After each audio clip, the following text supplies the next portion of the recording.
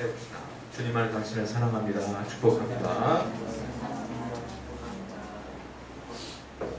원래는 우리가 오늘 22장을 봐야 되는데 제가 22장 30절부터 보게 됐어요.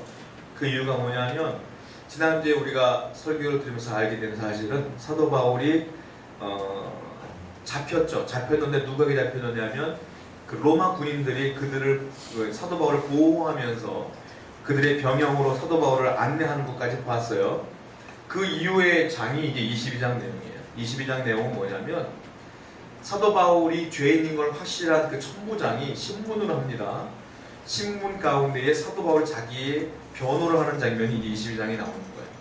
그런데 이제 사실 이야기가 연결되는 부분들은 오늘 30절 말씀부터 사실 연결되는 거고 22장 내용은 사도 바울이 자기의 과거들을 계속 이야기하는 장면이기 때문에 우리가 이미 그 과거들을 다 살펴봤어요.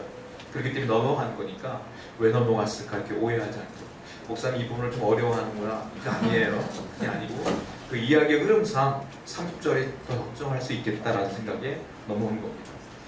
자, 여러분들 저는 좀 여러분보다 세대가 좀 오래됐기 때문에 영화 그러면 옛날에 재밌게 봤던 영화들이 생각나더라고요. 여러분들 요즘 나오는 영화들 생각날 수 있겠지만 언터처블이라고 하는 영화가 있었어요. 기억나세요? 혹시?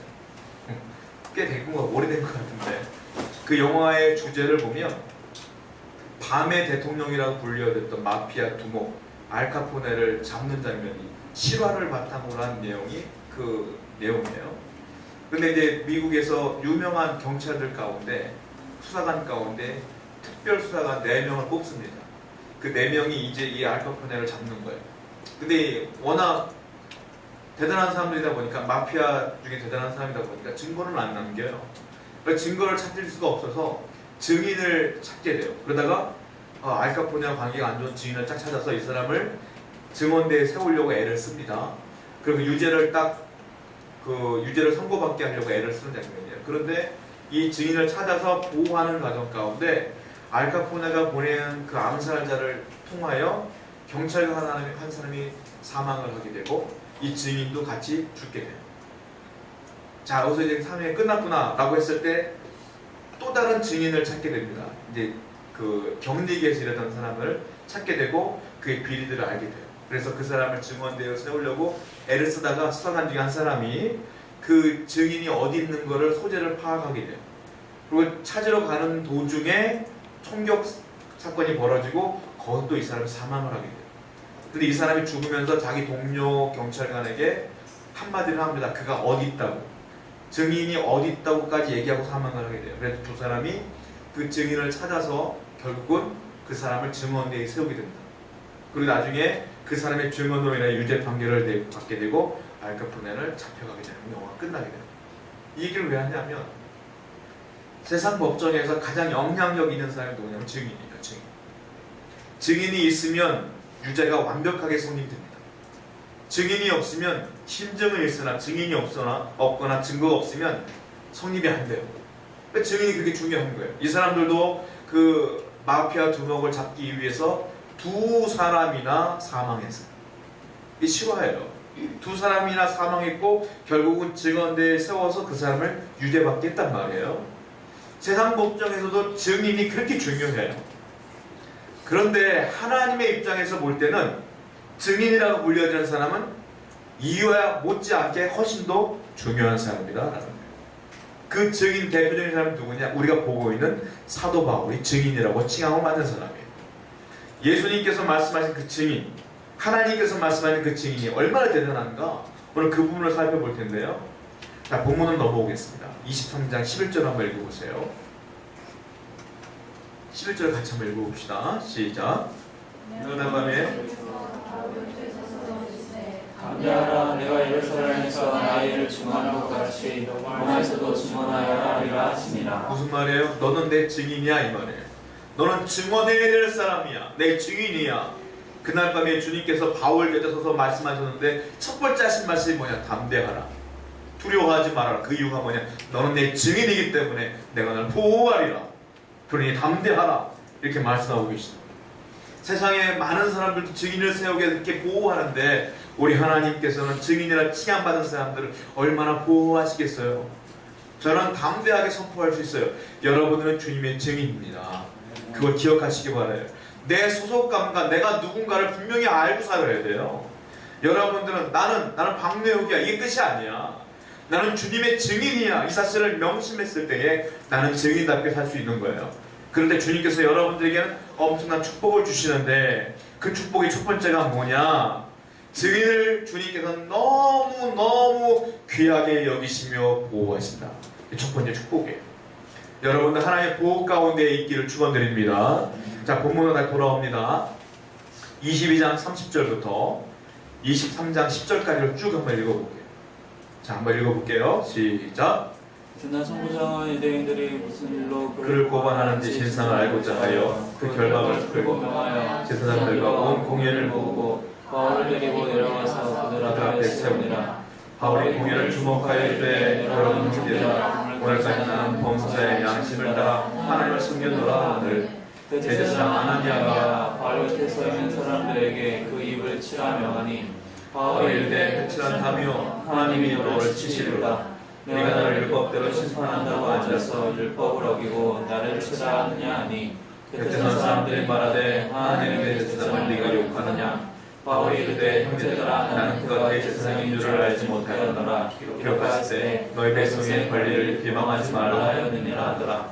바울이 그 중 일부는 사도인이요 다른 일부는 바리새인인 줄 알고 공회에서 외치되 여러분 형제들아, 나는 바리새인이요 또 바리새인의 아들이라. 죽은 자의 소망 곧 부활로 말미암아 내가 신문을 받노라. 그 말을 한즉 바리새인과 사두개인 사이에 다툼이 생겨 혼부리가 나는 것이니 이는 사두개인은 부활도 없고 천사도 없고 영도 없다 하고 바리새인은 다 있다 합니다. 크게 떠들세 바리새인 편에서 몇 서기관이 일어나 닫고 이르되 우리가 이 사람을 보니 한 것이 없도다. 혹 영이나 혹 천사가 그에게 말하였으면 어찌하겠느냐 하여 큰 분쟁이 생기니 천부장은 바울이 그들에게 찢겨질까 하여 군인을 명하여 내려와 우리 가운데서 빼앗아 가지고 영내로 들어가라 하니라. 자, 무슨 내용이냐 하면 이제 22장에서 천부장이 먼저 신문을 했어요. 신문을 했는데 아무리 봐도 사도 바울이 그렇게 큰 죄를 지은 것 같지가 않은 거예요. 그런데 유대인들을 왜 이렇게 죽이려고 했을까? 분명히 이유가 있을 거라는 추측을 하고, 이 천부장이 그렇다면 예루살렘에서 가장 큰 의결기관이었던 사내들이 공회에 데리고 가자. 유대인들 대표자들이 모여있는 곳이에요. 거기서 이제 판결이 일어나면 거기서 모든 것들이 이제 증명되는 거거든요. 거기를 한번 데려가 보자고 데려간 거예요. 데려가서 이제 11절 말씀부터 보면 도착하자마자 바울이 처음으로 위풍당당하게 이야기하는 것이 무엇이냐면 1절 말씀이에요. 그게 나는 범사의 양심을 따라 하나님을 섬겼다. 나는 죄가 없다. 이렇게 얘기를 하는 거예요. 그 안에는 대단한 사람들이 많아요. 가장 위대한 지도자들만 뽑아서 만들어 놓은 공회란 말입니다. 거기서 당당하게 얘기하는 거예요. 나는 아무 죄가 없다. 내가 죄가 있다면 이 복음, 예수 그리스도의 복음을 증거한 것뿐이 없다. 이 얘기만 쭉 하는 거예요. 그러니까 그 중에 한 사람이었던 누구, 대제사장 아나니아라는 사람이 그 입을 치라 이렇게 명령해요. 그 입을 때려라. 그만 말하게 하라. 그래서 사도 바울이 뭐라고 합니까? 3절에서 그 아나니아를 향하여 뭐라고 말해요? 한번 읽어보세요. 시작. 바울이 이르되 배칠한 다미여 하나님이 너를 치시리로다. 네가 나를 율법대로 심판한다고 앉아서 율법을 어기고 나를 치라 하느냐 하니. 아나니아는 유명한 사람이에요. 대제사장으로서 종교자로 가장 높은 위치에 있었지만 이중인격자로 유명했던 사람이에요. 그러니까 성격적으로 포악한 사람이었고 거짓말을 밥 먹듯 하는 사람이었고 앞에서와 뒤에 말이 다른 사람으로 유명했던 사람. 그러니까 사도 바울이 대놓고 말하는 거예요. 뭐라고 말하면 회칠한 담이요. 회칠한 담이 뭡니까? 겉은 번지를 하지만 이 뒤에는 속은 무덤이다. 똑같은 거예요. 속은 더럽지만 앞에만 번지를 하구나. 이 말이에요. 넌 이중인격자구나. 네가 나를 율법대로 심판한다고 하면서 넌 율법을 어기는 자다. 이렇게 얘기를 하는 거예요. 자, 거기서 이렇게 말하는 게 대단한 거예요, 사실. 그런데 우리가 조금 사도 바울 강한 모습에서 갑자기 약한 모습으로 바뀌는 부분이 나오는데 5절에 보면 사람들이 말해요. 뭐라고 말하냐면 제가 읽어드릴 테니까 보세요. 5절을 5절이 아니죠. 4절인가요? 4절. 예, 곁에 선 사람이 말하되 하나님의 대제사장을 네가 욕하느냐? 이렇게 물었어요. 5절에 사도 바울이 약한 모습으로 말해요. 뭐라고 말하냐면 바울이 이르되 형제들아 나는 그 대제사장인 줄 알지 못하였다. 난 몰랐어. 기록하신 너의 백성의 관리를 비방하지 말라 하느라. 우리가 오해하면 대제사장인 걸 알고 사도 바울이 한마디로 말하면 조금 오그라든 게 아닌가, 좀 살려고 애를 쓰는 게 아닌가라고 오해할 수 있지만 그렇지 않습니다. 진짜 대제사장인지 몰랐던 거예요. 근데 사도 바울이 이렇게 얘기한 이유는 뭐냐면, 사도 바울은 그 아나니아라고 하는 인격체는 굉장히 무시했던 거예요.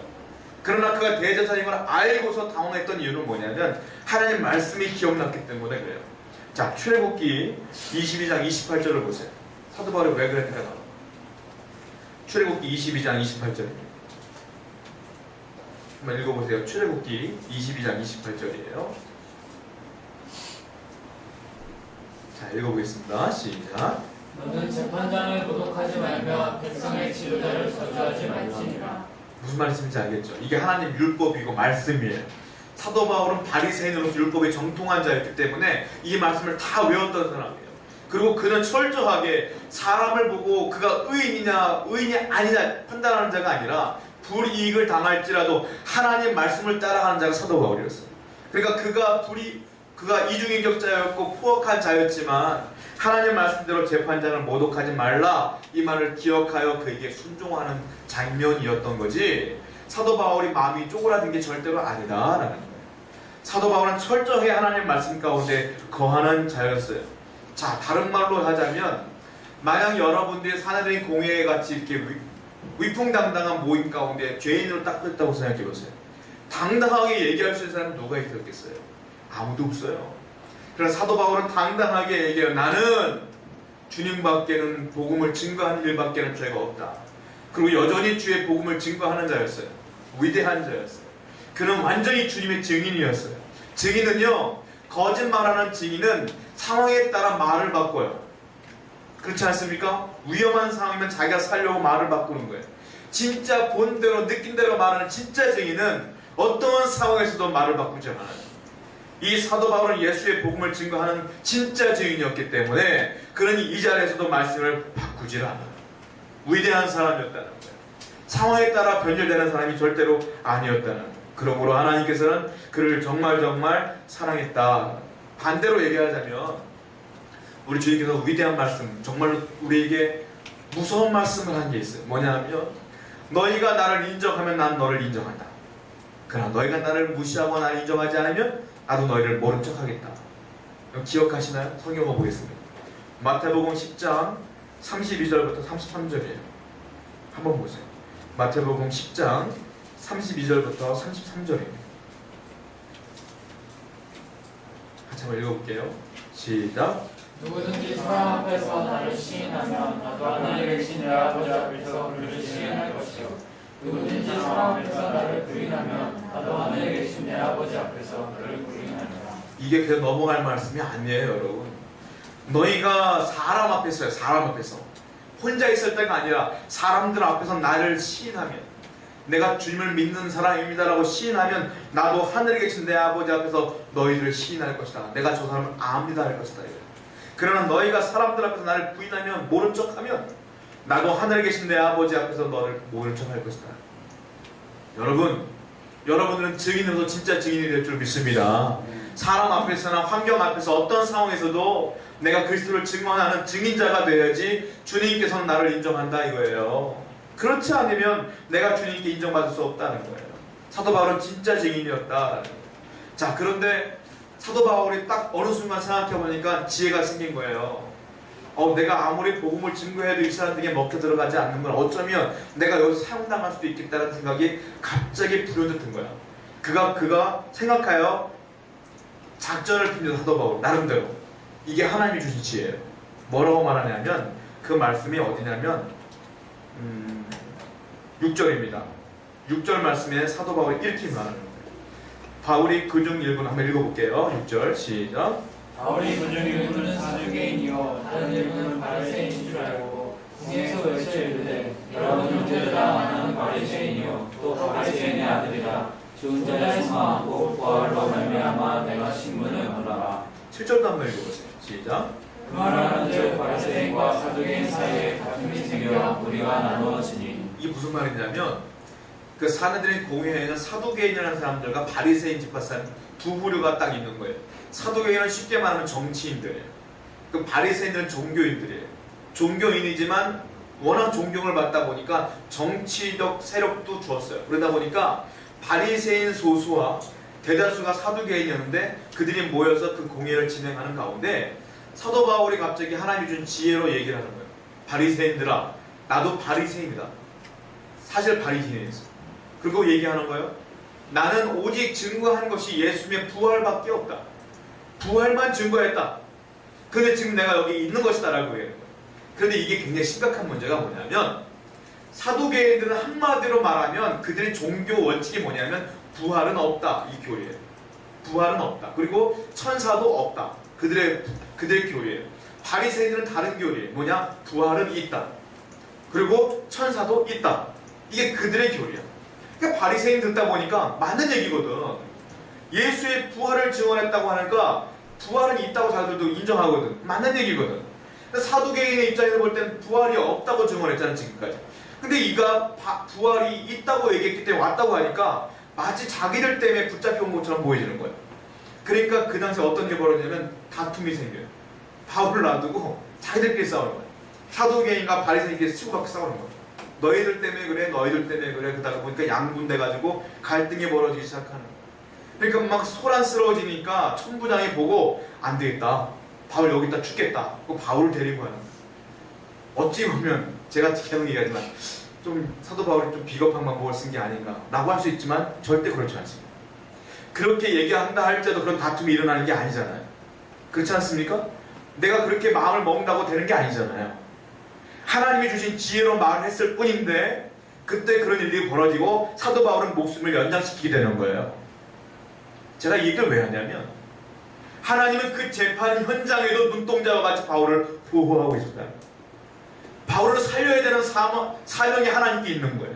그는 나의 증인이기 때문에. 그를 살려야 되는 것이 하나님의 뜻인 거예요. 그래서 하나님께서 그들의 마음을 움직이시고 그 상황을 바꾸셔서 사도 바울을 살리게 해주시는 것이다. 왜냐? 그가 증인이니까.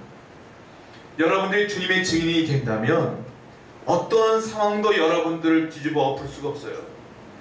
어떠한 환경도 여러분들을 죽일 수가 없어요. 어떤 가난도 어떤 역경도 여러분들을 삼킬 수가 없는 거예요. 왜? 내가 주인이기 때문에 주님께서 나를 보호하시기 때문에. 사랑하는 가족 여러분, 가장 중요한 게 뭔지 아십니까? 내가 주님의 증인이 될 수 있다면 여러분의 인생 하나님이 100% 확실하게 보호하신다. 이 사실을 기억하시기 바랍니다. 그러므로 내가 증인 되는 게 중요한 겁니다. 사도 바울의 목숨은 또 한 번 연장돼요. 하나님께서 연장시켜 주시는 거예요. 두 번째, 사도 바울 같은 이 증인에게 주시는 축복이 또 나와요. 그게 어디부터냐? 11절부터 21절까지입니다. 한번 읽어볼게요. 본문 11절부터 21절까지 시작. 그러나 주님께서 바울을 끄셔서 이르시되 감사하라. 내가 예루살렘에서 나의 일을 증언한 것 같이 로마에서도 증언하여야 하리라 하시니라. 날이 새매 유대인들이 당을 지어 맹세하되 바울을 죽이기 전에는 먹지도 아니하고 마시지도 아니하겠다 하고 이가 중매만 자라 40여 명이더라. 때때는 남과 사모들에게 가서 말하되 우리가 바울을 죽이기 전에는 아무것도 먹지 않기로 굳게 맹세하였으니 이제 너희는 그의 사실을 더 자세히 물어보려는 척하면서 홍해와 함께 총장에게 청하여 바울을 너희에게로 데리고 내려오게 하라. 우리는 그가 가까이 오기 전에 죽이기로 준비하였노라 하더니 바울의 생질이 그들이 배고파했다 함을 듣고 와서 영내에 들어가 바울에게 앉으라. 바울이 백부장을 청하여 이르되 이 청년을 천부장에게로 인도하라. 그에게 무슨 말이 있다 하니 천부장에게로 데려가서 이르되 죄수 바울이 나를 불러 이 청년이 당신께 할 말이 있다 하여 데리고 가기를 청하였다 하며 천부장이 그의 손을 잡고 불러와서 조용히 묻되 내게 할 말이 무엇이냐. 대답하되 유대인이 그를 공허하기를 그들이 바울에 대하여 더 자세한 것을 묻기 위함이라 하고 내일 그를 데리고 공회로 내려오기를 당신께 청하자 하였으니 당신은 그들의 청함을 따르지 마옵소서. 그들에게서 바울을 죽이기 전에는 먹지도 않고 마시지도 않기로 맹세한 자 40명이 그를 죽이려 쫓아서 지금 다 준비하라고 당신의 사랑만 기다리나이다. 자, 두 번째 축복이 나와요. 무슨 말이냐면 하나님께서는 바울이 계속 말씀하시는 게 뭐냐면 너는 로마로 가야 되리라 계속 말씀하고 있잖아요. 오늘 11절에도 보면 담대하라. 네가 예루살렘 나의 증언같이 로마에서도 증언해야 된다. 하나님께서 바울에게 말했잖아요. 바울은 로마로 가야 되는 게 사명인 거예요. 사명이 남아있는 사람, 아직도 사명이 남아있는 사람은 하나님이 무조건 지켜주세요. 무조건 지켜주세요. 사명이 끝난 자가 세상을 떠나는 거예요. 여러분 아셔야 돼요. 내게 사명이 남아있으면 어떠한 상황도 죽음도 나를 다 비껴가게 돼 있는 거예요. 그러므로 세상을 떠나는 그리스도인들은 사명이 다 하는 거예요. 억울할 필요도 없고 슬퍼할 필요도 없는 거예요. 다 하나님의 좋은 때가 있게 되는 거예요. 바울은 사명이 남아있기 때문에 하나님이 그를 끝까지 붙들어 주십니다. 자, 이런 상황에서 어떤 일이 벌어지냐면 사내들이 공회에 있었던 사두개인들과 바리새인들이 사도 바울이 떠난 이후에 정신을 차리게 돼요. 그리고 그들이 정신을 차려보니까 자기들이 너무 바보 같은 짓을 합니다. 아니 둘 다 사도 바울을 죽였어야 되는데 사도 바울을 하려고 우리들끼리 싸운 거예요. 정신을 차려보니까. 그래서 그들이 깨닫고 너무 억울하고 모욕적이고 창피해서 뭐라고 말하는지 아십니까? 내가 바울을 죽이기 전까지는 밥도 안 먹겠다. 이렇게 말한 사람이 몇 명? 뭐라고 써있어요? 40명이나 되더라. 바울을 암살하기 위해서 40명이 목숨을 걸기 시작한 거예요. 너무 모욕적이었던 거예요. 굴욕적이었던 거예요. 그러니까 이게 사람이 한 일이 아니라니까 이게. 하나님께서 하신 일이라니까요. 그래서 이들이 작전을 짜는데 그 작전이 뭐냐면 로마 군영에 사도 바울이 있기 때문에 들어갈 수가 없는 거예요. 로마 군인을 지키니까. 그래서 사도 바울을 다시 한번 불러내자. 그게 뭐냐면 우리가 조사할 게 더 있으니까 공회로 한 번 더 오게 하라. 이게 이제 그들의 계획적이었죠. 백부장이 불러다가 뇌물을 줍니다. 뇌물을 주고 이 부탁을 하는 거예요. 천부장에게 얘기해서 그들을 바울을 조금 더 데리고 나오게 해라. 그러면 내가 오는 도중에 여기 40명이 숨어있다가 그를 암살할 거야. 이 얘기. 우리나라 사극 같은데 뭐 이런 거 나오잖아요. 길 가다 갑자기 왕이 지나가는데 암살자가 나타나. 무슨 사극입니까 이게. 옛날부터 이런 일이 있었던 것 같아. 사도 바울을 죽이려고 모든 계략을 다 해요. 그냥 어떻게든 죽이려고 애를 쓰는 거예요. 근데 참 그들이 좀 답답한 게 안 죽어 사도 바울이. 왜 하나님 보하니까 안 죽어. 지금 그런 일이 벌어지는 거예요. 또 안 죽어요. 왜 안 죽느냐. 제가 그랬죠. 로마에 가야 된다니까 사도 바울은. 죽으면 안 돼요 여기서. 누가 듣는지 아십니까? 사도 바울의 생질이 들어요. 이게 들었는지 아니면 그 40명 가운데에 이 사도 바울의 생질과 함께 친척과 함께 친했던 누군가 알려준지는 모르겠어. 성경이 안 나와있기 때문에. 그러나 그가 알게 돼. 알게 돼. 사도 바울을 살리기 위하여 백부장을 만나서 사도 바울을 만나길 원합니다 했을 때 만약에 면회가 안 된다 했으면 사도 바울은 죽는 거예요. 그러면 면회가 허락이 되었던 거예요. 허락이 돼요. 그 사람이 사도 바울만 이 사실을 얘기해요. 당신을 죽이려고 한다는 40명이 있는데 먹지도 않고 마시지도 않는다고 해요. 그러니까 바울이 뭐라고 하는지 아십니까? 그러면 백부장을 불러다 얘기해요. 이 사람을 천부장을 좀 만나게 해다오. 그럼 이 사람이 얘기해 줄 거야. 잘 들으라 하라. 근데 이 사람이 또 천부장으로 데리고 가네? 천부장이 굉장히 높은 사람이잖아요. 안 만나도 돼. 근데 만나네 또. 만나도 또 둘만 또 대화를 해. 그러니까 이 사람이 얘기했더니 천부장이 깜짝 놀라는 거예요. 왜냐? 사도 바울이 죽으면 안 되는 이유가 있어요. 이 천부장에게는. 왠지 아십니까? 사도 바울은 로마인이었어요. 유대인이지만 로마 시민권자였어요. 로마인들에게는 상처 하나 입으면 안 돼요. 그 당시 로마가 세계를 패권했기 때문에. 그러니까 이 천부장은 이 사도 바울을 보호해야 될 의무가 있는 거예요. 거기다가 이 천부장이 이 바울에게 큰 잘못을 한 게 있어요. 그게 우리가 잊지 않은 장에 나와요. 자, 성경을 보겠습니다. 이게 뭐냐면 사도행전 22장 24절부터 29절을 보세요. 사도행전 22장 24절부터 29절입니다. 이 천부장이 큰 잘못을 한 게 있습니다. 22장 24절부터 29절입니다. 같이 한번 읽어볼게요. 시작. 천부장이 바울을 영내로 들어가라 명하고 그들이 무슨 일로 그에게 하려는지 알고자 하여 책질하면 청문하라는데 가죽줄로 바울을 매니 바울이 곁에 서 있는 백부장들을 이르되 너희가 로마 시민된 자를 죄도 정하지 아니하고 책질할 수 있느냐 하니 백부장이 또 가서 천부장에게 전하이르되 어찌하려 하느냐 이는 로마 시민이라 하니 천부장이 와서 바울에게 말하되 네가 로마 시민이냐 내게 말하라 이르되 그러하다. 천부장이 대답하되 나는 돈을 많이 들여 이 시민권을 얻었노라. 바울이 이르되 나는 알면서부터 하라 하니 신문하던 사람들이 곧 그에게서 물러가고 천부장도 그가 로마 시민인 줄 알고 또 그 결박한 것 때문에 두려워하니라. 무슨 말입니까? 우리가 지난주에 살펴보다 안 본 말씀이에요. 천부장이 로마 군인을 데리고 갔잖아요. 바울을 데리고 가는데 이놈이 정말 잘못한 것 같은 거야. 너 잘못을 시인해 했더니 나는 잘못한 게 없다. 복음을 증거한 것뿐이 없다라고 했더니 채찍질을 해버렸어요. 천부장이 바울 때린 거예요. 근데 바울이 죽을 고비를 넘긴 다음에 깨어나서 백부장에게 일러요. 너희는 어째 로마 시민권자를 재판도 하지 않고 이렇게 채찍질할 수가 있겠느냐. 이 말을 백부장이 천부장에게 얘기했어요. 천부장이 깜짝 놀라. 바울을 찾아왔어요. 너가 이제 로마인이냐? 나는 로마인이 되기 위해서 어마어마한 돈을 매수해서 로마인이 된 거다. 돈으로 샀다 이 말이야. 그때 사도 바울이 뭐라는지 아십니까? 나는 나면서부터 로마인이야. 나는 나면서부터 시민권자야. 즉 부모로부터 태어날 때부터 시민권자 이 말이에요. 그러니까 진짜잖아. 한마디로 말하면 난 진골이야 이 말. 똑같은 거야. 그러니까 이 사람이 깜짝 놀라는 거야. 두려움에 덜 떠는 거야. 로마인을 자기가 때린 거예요. 이 잘못을 했기 때문에 천부장은 지금부터 바울에게 잘해야 되는 거야. 사실 바울이 한마디만 하면 죽거든. 그래서 천부장이 다시 본문으로 돌아와요. 천부장이 이 말을 듣고 계획을 짭니다. 본문 23장 22절부터 30절까지 쭉 읽어보세요. 22절부터 30절까지 시작. 이에 천부장이 청년을 보내며 경계하되 이 일을 내게 알렸다고 아무에게도 이르지 말라 하고 백부장 불을 불러 이르되 밤 제3시에 가이사랴까지 갈 부병 200명과 기병 70명과 참병 200명을 준비하라 하고 또 바울을 태워 총독 벨릭스에게로 곳에 보내기 위하여 짐승을 준비하라 명하며 또 이하야와 편지하니 이르되 글라우디오 루시아는 총독 벨릭스가 가까이 있나이다. 이 사람이 유대인들에게 잡혀 죽게 된 것을 내가 로마 사람인 줄 알고 군대를 보내고 가서 구원하였다가 유대인들이 무슨 일로 그를 고발하는지 알고자 하여 그들의 공의로 데리고 내려갔더니 고발하는 것이 그들의 율법 문제에 관한 것뿐이요 한 가지도 죽이거나 결박할 사유가 없음을 발견하나이다. 그러나 이 사람은 헤아리는 관계가 있다고 그가 내게 알려주기로 곧 당신들을 보내며 또 고발하는 사람들도 당신 앞에서 그에 대하여 말하야 한다. 그러니까 까딱하면 로마인인 이 바울이 죽게 생긴 거예요 지금. 근데 만약에 암살당해버리면 이 천부장도 돈 주고 로마 시민권을 산 여기까지 올라온 천부장의 자리도 위태해지는 거야.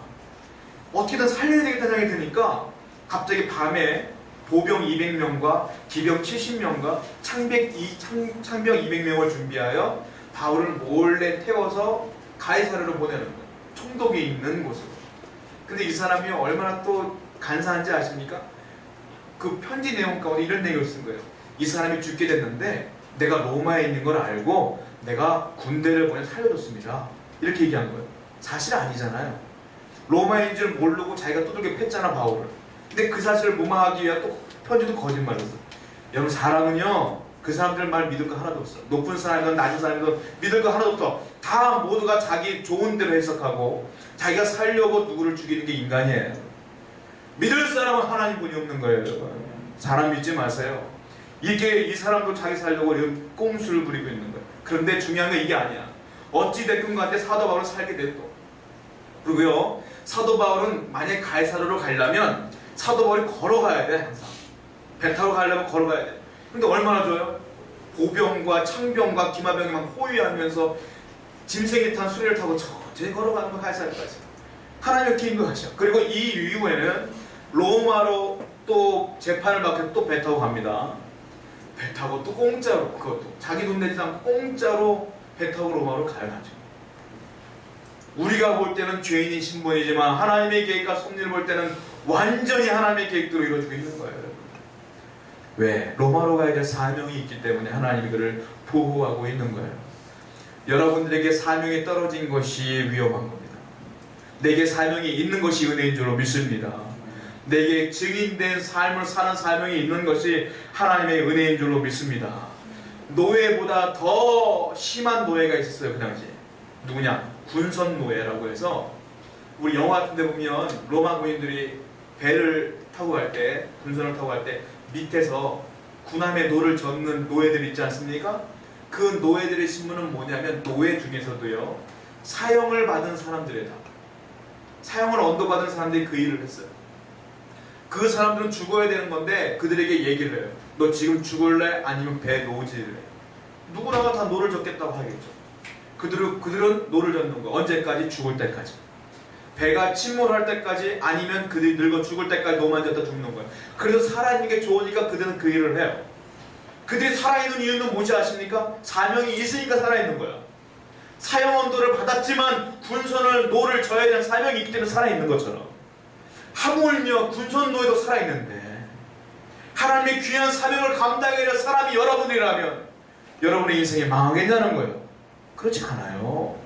하나님이 보호하시지 않겠어요? 하나님의 은혜가 있지 않겠어요? 그걸 기억하며 살아야 된다는 거예요. 미국에는 증인 신변 보호 프로그램인 게 있대요. 영화 같은 데 보면 그렇잖아요. 누가 증인을 쓰면 증인 쓰고 끝나는 게 아니라 그 이후에도 그들의 신변을 보호합니다. 왜? 보복부당할까 봐. 우리나라도 그런 게 있지만 잘 안 돼서, 얼마 전에 신문 보니까 누가 증언을 섰는데 그 사람이 유죄를 판게 감옥을 갔다 왔어. 와서 복수해서 그 사람 죽였더라고. 그 신문에 나왔어. 이런 상황 누가 증인을 쓸 수 있겠어요?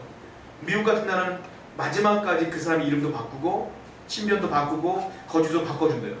그래서 그 사람에게 아이들을 발급해줘서 딱 또 다른 삶을 살 수 있게 해준다고 하더라고요. 철저히 보호해주는 거죠. 우리 하나님도 마찬가지예요. 여러분들이 주님의 증인으로 살면 증인 삶으로 살고 더 버려버리는 게 아니라 당신이 이 사명이 끝날 때까지 끝까지 보호하시는 거예요. 끝까지. 우리 하나님의 사명인 줄 믿습니다. 그 증인의 사명이 뭐냐? 주의 복음을 세상 사람들에게 증언하는 거예요. 그 사명을 잘 감당하는 사람에게 이런 은혜가 있지 않겠어요? 우리는 그 증언을 감당해야 될 줄로 믿습니다. 이 사도 바울처럼 저 여러분 모두가 주님의 증인으로 살기를 다시 한번 축원드립니다. 아멘. 함께 찬양하며 기도합니다.